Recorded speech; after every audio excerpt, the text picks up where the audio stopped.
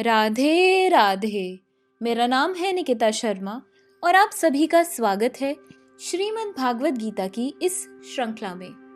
पिछले श्लोकों में हमने समझा कि किस प्रकार श्री कृष्ण अर्जुन को समझाते हैं कि हे अर्जुन, तुम्हारे और मेरे दोनों के कई जन्म हुए हैं।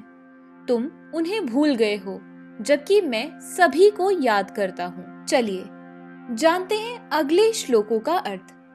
श्रीमद् भागवत गीता के चौथे अध्याय के छठे श्लोक में कहा गया है, अजो अपि सन्नव्यात्मा भूतानामीश्वरो अपि सन् प्रकृतिम स्वामधिष्ठाय संभवाम्यात्ममाया। अर्थात यद्यपि मैं अजन्मा तथा अविनाशी हूँ और यद्यपि मैं समस्त जीवों का स्वामी हूँ, तो भी प्रत्येक युग में मैं अपने आदि दिव्य रूप में प्रकट होता हूँ। भगवान ने अपने जन्म की विलक्षणता बताई है। यद्यपि वे सामान्य पुरुष की भांति प्रकट हो सकते हैं, लेकिन उन्हें विगत अनेकानेक जन्मों की पूर्ण स्मृति बनी रहती है, जबकि सामान्य मनुष्य को कुछ ही घंटों पूर्व की घटना स्मरण नहीं रहती। यदि कोई पूछे कि एक दिन पूर्व इसी समय तुम क्या कर रहे थे, तो सामान्य व्यक्ति के लिए इसका तत्काल उत्तर दे पाना बहुत मुश्किल होगा। उसे इसके स्मरण करने के लिए अपनी बुद्धि को कुरेदना पड़ेगा कि वह कल इसी समय क्या कर रहा था। फिर भी लोग प्राय अपने को ईश्वर या कृष्ण घोषित करते रहते हैं। मनुष्य को ऐसी निरर्थक घोषणाओं से भ्रमित नहीं होना चाहिए। अब भगवान दोबारा अपनी प्रकृति या स्वरूप की व्याख्या करते हैं। प्रकृति या अर्थ स्वभाव तथा स्वरूप दोनों हैं। भगवान कहते हैं कि वे अपने ही शरीर में प्रकट होते हैं। वे सामान्य जीव की भांति शरीर परिवर्तन नहीं करते। इस जन्म में बद्ध जीव का एक प्रकार का शरीर हो सकता है, किंतु अगले जन्म में दूसरा शरीर रहता है। भौतिक जगत में जीव का कोई स्थायी शरीर नहीं है, अपितु वह एक शरीर से दूसरे शरीर में देहांतरण करता रहता है। किंतु भगवान ऐसा नहीं करते। जब भी वे प्रकट होते हैं तो अपनी अंतरंगा शक्ति से वे अपने उसी आद्य शरीर में प्रकट होते हैं।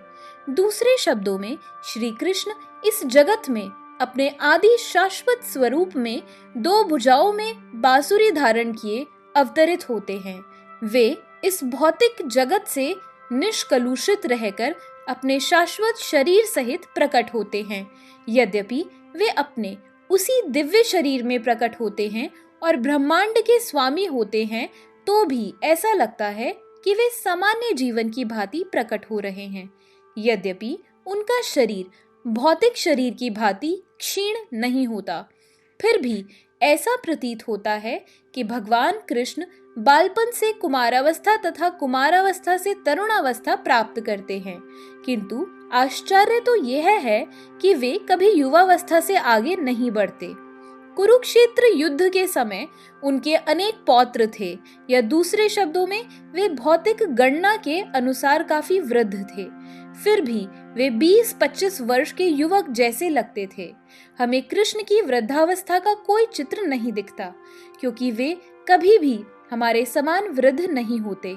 यद्यपि वे तीनों काल में, भूत, वर्तमान तथा भविष्य काल में सबसे वयोवृद्ध पुरुष हैं।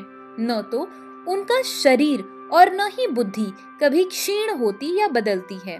अतः यह स्पष्ट है कि इस जगत में रहते हुए भी वे उसी अजन्मा सच्चिदानंद रूप वाले हैं, जिनके दिव्य शरीर तथा बुद्धि में कोई परिवर्तन नहीं होता।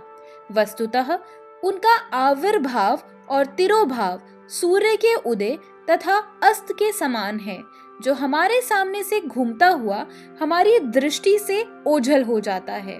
जब सूर्य हमारी दृष्टि से ओझल रहता है तो हम सोचते हैं कि सूर्य अस्त हो गया है, और जब वह हमारे सामने होता है तो हम सोचते हैं कि वह क्षितिज में है। वस्तुतः सूर्य स्थिर है, किंतु अपनी अपूर्ण एवं त्रुटिपूर्ण इंद्रियों के कारण हम सूर्य को उदय और अस्त होते परिकल्पित करते हैं। और चूंकि भगवान का प्राकट्य तथा निरोधान सामान्य जीव से भिन्न है, अतः स्पष्ट है कि वे शाश्वत हैं, अपनी अंतरंगा शक्ति के कारण आनंद स्वरूप हैं और इस भौतिक प्रकृति द्वारा कभी कलुषित नहीं होते।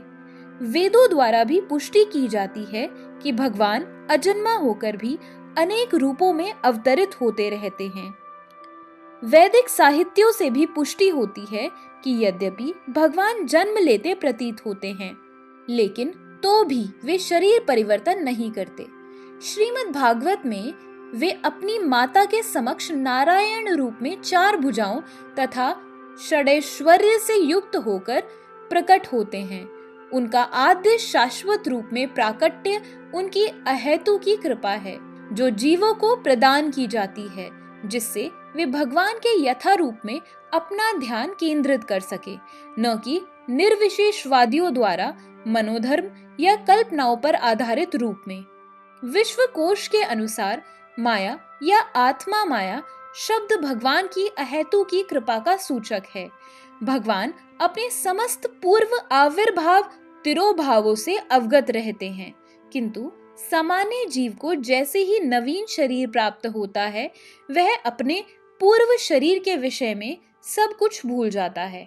वे समस्त जीवों के स्वामी हैं, क्योंकि इस धरा पर रहते हुए वे आश्चर्यजनक तथा अति मानवीय लीलाएं करते रहते हैं। अतः भगवान निरंतर वही परम सत्य रूप हैं और उनके स्वरूप तथा आत्मा में या उनके गुण तथा शरीर में कोई अंतर नहीं होता। अब यह प्रश्न किया जा सकता है कि इस संसार में भगवान क्यों आविर्भूत और तिरोभूत होते रहते हैं। अगले श्लोक में इसकी व्याख्या की गई है।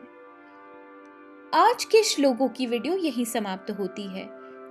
अगर आप सभी लोग श्रीमद् भागवत गीता की इस श्रृंखला में हमारे साथ हैं, तो हमें अपने विचार कमेंट सेक्शन में जरूर बताएं और श्रीमद् भागवत गीता की इस श्रृंखला को अपने परिवारजनों व मित्रगणों के साथ जरूर शेयर करें, ताकि इस अद्भुत ज्ञान का संचार उन सब लोगों के जीवन में भी हो सके।